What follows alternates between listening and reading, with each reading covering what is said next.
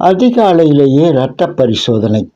சென்னை அறிஞர் அண்ணா பூங்காவில் இன்று அதிகாலையிலேயே இரத்த பரிசோதனை செய்ய மக்கள் குவிந்தனர்.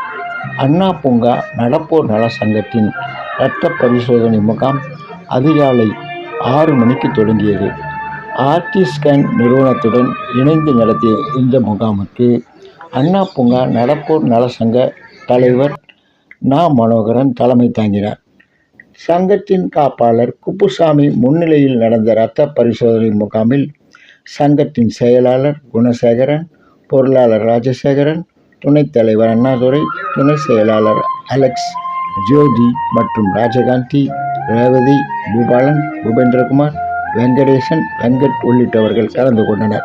புலவர் தண்டபாணி அனைவருக்கும் வாழ்த்து கூறினார். இந்த முகாமில் 300க்கும் மேற்பட்டவர்கள் இரத்த பரிசோதனை மேற்கொண்டனர்.